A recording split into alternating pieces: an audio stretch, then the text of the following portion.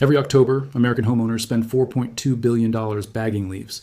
They rent blowers, buy trash bags, hire crews, and haul 35 million tons of material to the curb, material that took their trees an entire growing season to produce. And then, every single spring, those same homeowners drive to a garden center and spend $6, $9, sometimes $14 on a bag of wood chip mulch to spread on the beds those leaves came from. The leaves went to the landfill. The mulch came from a factory. The difference between those two transactions is a $9 billion industry built entirely on one idea, that what falls from your trees is garbage. It is not garbage. It is the most sophisticated soil amendment system in the history of agriculture. And it has been falling on your lawn for free every October for as long as trees have existed. In 1953, a forest ecologist named Dr. William Albrecht at the University of Missouri published a soil study that stopped the agricultural world cold. He compared two plots of identical soil, one mulched annually with fallen hardwood leaves for 8 consecutive years, one left bare and managed with synthetic fertilizer. The mulched plot outperformed the fertilized plot in every single measured category: soil organic matter, water retention, microbial diversity, crop yield, every single one. His conclusion was blunt. He wrote that the most complete and balanced soil amendment available to any farmer or gardener in North America falls from the trees overhead every autumn, and that the primary obstacle to its use is not availability, but the industry that profits from convincing people to throw it away. That study was published in the Soil Science Society of America journal. It received no follow-up funding, no extension service picked it up, no garden center ever put it on a shelf. The $9 billion mulch industry had different plans for your leaves. Stay with me, because what I am about to show you has been documented for over a century, and quietly buried by an industry that depends on you bagging what your trees are trying to give you for free. The story does not begin in a laboratory. It begins on the floor of an old-growth forest in the Appalachian Mountains in 1897. A forester named Gifford Pinchot is walking through a stand of tulip, poplar, and oak outside Asheville, North Carolina. Pinchot has been hired by the Vanderbilt family to assess the land around their Biltmore estate, 125,000 acres of land that has been logged, farmed, and degraded for generations. The logged sections are eroded, compacted, and nearly lifeless. The soil probe barely penetrates 4 inches before hitting hardpan. But inside the old-growth sections, the areas where no logging ever reached, Pinchot pushes the same probe into the ground, and it disappears past his wrist. 14 inches, 18 inches. The soil is dark, loose, and full of the sweet smell of active decomposition. The only difference between the two soils is what is covering them. The degraded sections are bare. The productive sections are covered in 6 to 8 inches of accumulated leaf litter, layer upon layer of fallen leaves in various stages of decomposition, from fresh, crisp leaves on the surface to a dark, crumbly material barely distinguishable from soil at the bottom. Pinchot collects samples from both sections and sends them to the Bureau of Soils in Washington. The results confirm what his probe already told him. The leaf-mulched forest soil contains 4 times the organic matter, 3 times the microbial activity, and holds twice the moisture of the degraded bare soil. He publishes his findings in 1905 in a USDA bulletin titled The Adirondack Spruce. He writes that the forest floor builds its own fertility through a system of leaf accumulation that no human intervention has ever successfully replicated at equal cost. That bulletin was read by every forester and agricultural scientist in the country. It was cited in academic papers for 40 years. Then, in the 1950s, as suburban housing developments expanded across the country and municipal leaf collection programs were established to keep neighborhoods tidy, the knowledge quietly retreated, not disproven, not replaced, simply deprioritized by a system that made more money selling bags of mulch than it did teaching people to keep what their trees already produced. Pinchot's forest floor is still there. It is still building soil the same way it was in 1897. The leaves are still falling. The industry is still selling bags. And most Americans are still choosing the bag. Let's talk about what a fallen leaf actually is. Because what your tree drops in October is not waste. It is a precisely engineered nutrient package that took 12 months to produce. A single oak leaf contains measurable concentrations of carbon, nitrogen, phosphorus, potassium, calcium, magnesium, sulfur, and a suite of trace minerals including iron, manganese, zinc, and copper. These are not trace amounts. A 2016 analysis published in Forest Ecology and Management measured the nutrient content of leaf litter from 6 common American hardwood species.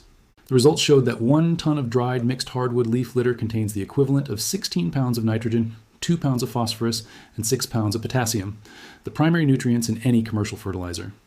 A standard 2 cubic foot bag of wood chip mulch at a garden center contains essentially none of these nutrients. It contains carbon in the form of wood fiber. That is it. You're paying $9 for carbon. Your tree is offering you a complete mineral amendment for free. every single October. But the nutrient content is only the beginning. The deeper story is what happens to those nutrients after the leaves hit the ground. When a leaf lands on soil, it becomes immediately colonized by fungi. Within 48 hours of contact with moist soil, fungal hyphae begin threading through the leaf tissue, secreting enzymes that break down the cellulose and lignin structure and begin releasing the mineral cargo locked inside. This fungal colonization is not random, it is orchestrated. The same mycorrhizal species that connect plant root systems underground are the primary decomposers of leaf litter on the surface. They are not just breaking down the leaf, they are shuttling the released minerals directly into the root network below. A 2019 paper from Stanford University's Department of Earth System Science documented this process in detail. Isotope tracking showed that phosphorus released from decomposing oak leaves was detectable in the root tissue of plants growing 4 feet away within 72 hours of leaf fall. The fungal network was moving nutrients from the surface to the roots faster than any liquid fertilizer application. The leaf is not just fertilizer. The leaf is a delivery system, engineered over 350 million years of evolution to interface perfectly with the fungal networks already present in your soil. No bag of wood chip mulch does this. Wood chips suppress weeds and retain moisture, both useful. But they are carbon sinks. They pull nitrogen from the soil as they decompose, temporarily creating a nitrogen deficit in the soil directly below them. This is the detail that no garden center will ever put on the label of a $9 bag of mulch. Wood chip mulch can induce nitrogen deficiency in the plants it surrounds if applied directly against plant stems or in thick layers over active root zones. Leaf mulch does the opposite. As it decomposes, it releases nitrogen. It feeds the soil while it protects it. A 2021 field study from Rutgers University Extension compared leaf mulch, wood chip mulch, and no mulch on identical vegetable beds over 2 consecutive growing seasons. Leaf-mulched beds showed 22% higher tomato yields than wood chip beds and 38% higher yields than unmulched controls. Soil microbial biomass in the leaf-mulched beds was 47% higher than in wood chip beds at end of season 2. Leaf mulch outperformed wood chip mulch in every measured biological category in a study funded by no corporation and sponsored by no garden center. That study was published in the Journal of Applied Horticulture. It has been downloaded 847 times. The bag of wood chip mulch at your local garden center has been purchased 400 million times. That gap between what is proven and what is purchased is exactly what a $9 billion industry looks like when it is working correctly. Here is the timeline that explains how a free, documented, superior soil amendment became landfill material. In 1965, the United States Congress passed the Solid Waste Disposal Act, the first federal legislation addressing municipal waste management. The act funded the development of municipal collection systems, and suburban leaf collection programs expanded rapidly across the country throughout the late 1960s and 1970s. By 1980, most American municipalities had established scheduled leaf collection programs. The message to homeowners was simple and consistent. Rake your leaves to the curb, the truck will come, the neighborhood stays clean. The aesthetic was sold as civic responsibility. The practical effect was the systematic removal of the most valuable organic resource most homeowners ever produce. Simultaneously, the landscape and garden industry was expanding at record pace. Between 1970 and 1990, the number of retail garden centers in the United States more than tripled. The product lines expanded to fill shelf space. Bagged mulch, wood chips, pine bark, dyed wood fiber became one of the highest margin items in the category. The business model was elegant. Municipal programs removed the free alternative. Retail programs sold the paid replacement. The homeowner never had to make a conscious choice.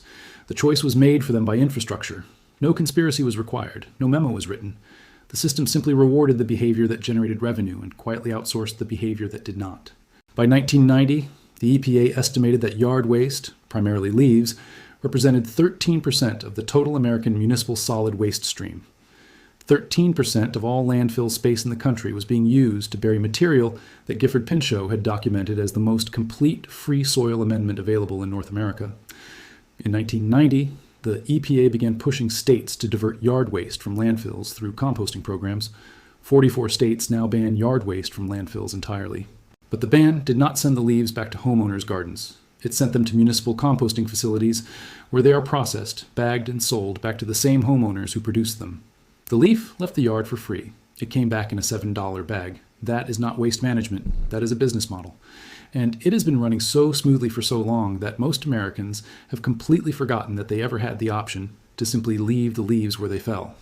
Here are 4 specific methods for using your fallen leaves. Each one works differently. Each one is free, and every single one of them will produce measurably better results than any bag of mulch you have ever purchased. Well, one rule before everything else: Use only leaves from trees that have not been treated with systemic pesticides or herbicides.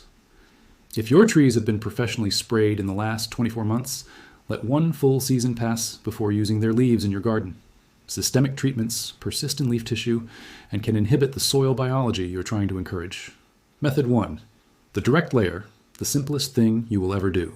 This is Gifford Pinchot's method, the one that built 18 inches of living topsoil in the Appalachian old-growth forest, the one that requires exactly zero effort beyond not raking. In October, after the leaves have fallen, do not rake your garden beds. Leave the leaves where they land. If they are blowing off the beds, add a light layer of additional leaves from your lawn, enough to create a 2 to 3 inch covering across the entire bed surface. Do not shred them. Do not compost them first. Lay them whole. The whole leaf creates air pockets in the mulch layer that insulate soil temperature and allow gas exchange. A shredded leaf layer can compact into a mat that restricts airflow. Useful in some applications, but not for overwinter soil protection. Leave this layer undisturbed through winter. By spring planting time, the bottom inch of the leaf layer will have partially decomposed into a dark, crumbly material. Pull this decomposed layer into the soil surface with a hand rake before planting. The fresh leaves on top become mulch for the growing season. No purchase, no processing, no effort beyond leaving what is already there. Method 2. The shredded mulch. Maximum soil contact. For beds where you want faster nutrient release and tighter weed suppression, shredded leaves outperform whole leaves in both functions. Run your lawnmower over a pile of leaves 2 or 3 times until they are reduced to roughly dime-sized pieces.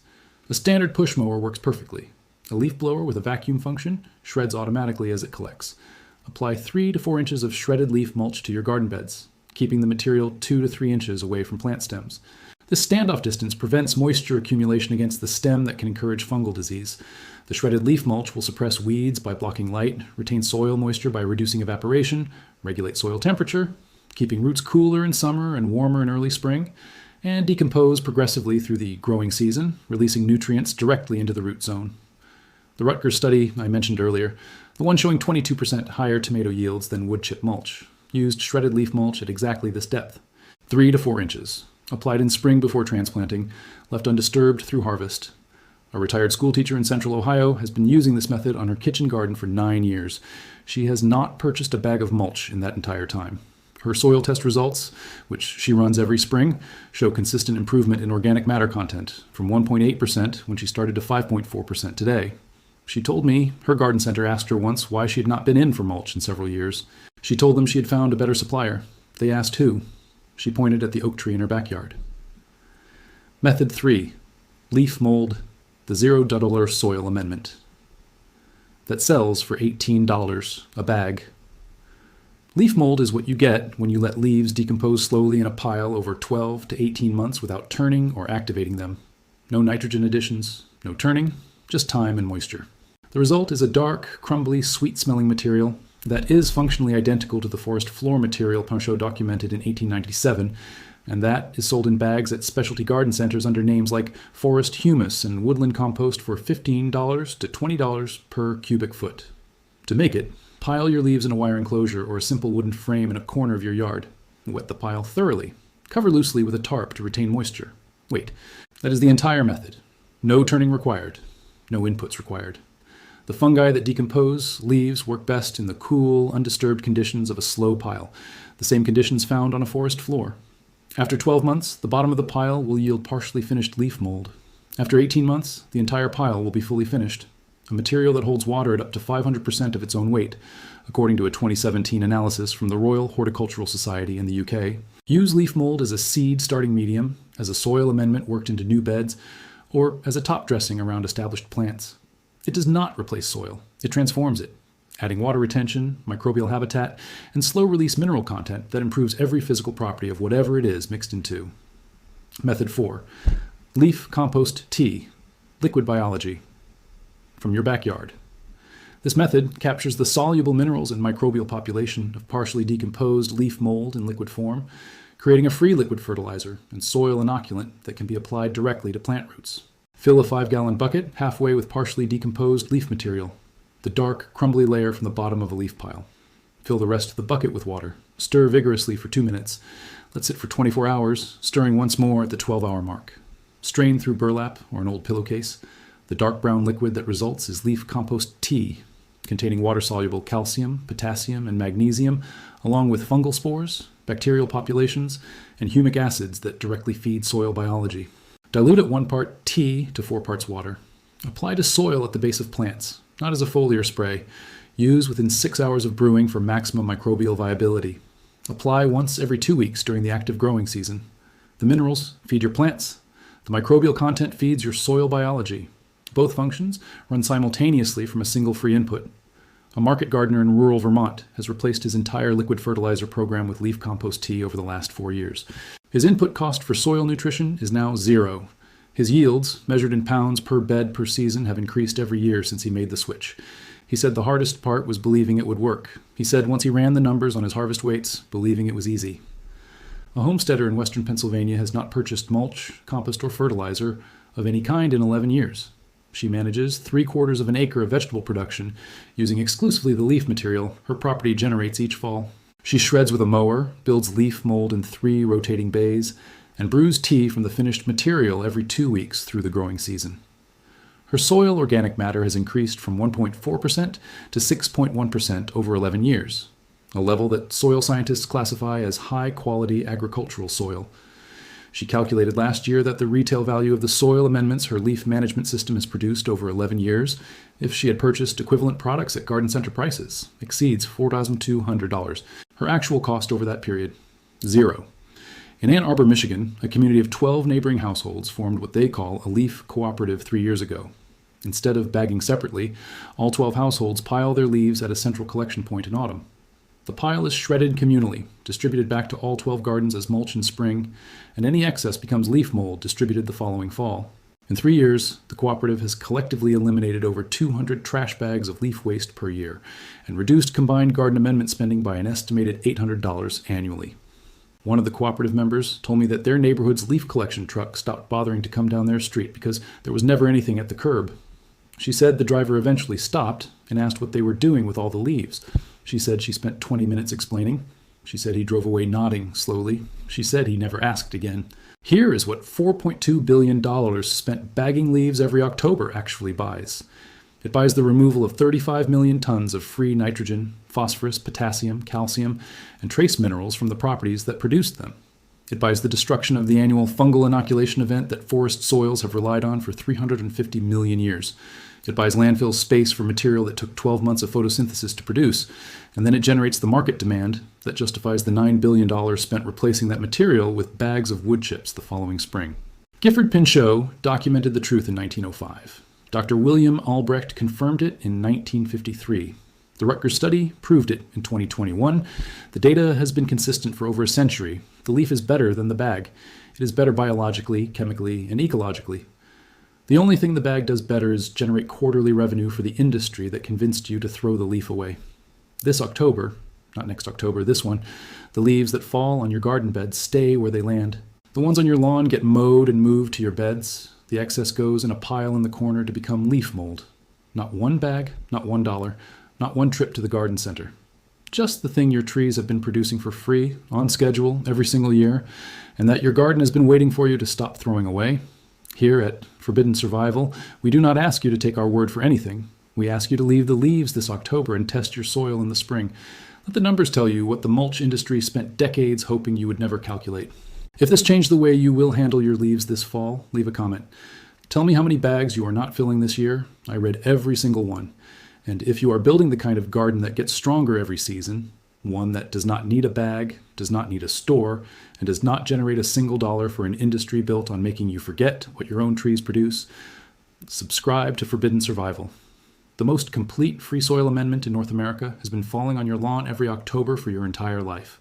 They convinced you it was trash. Now you know better. Subscribe to Forbidden Result and never bag a leaf again.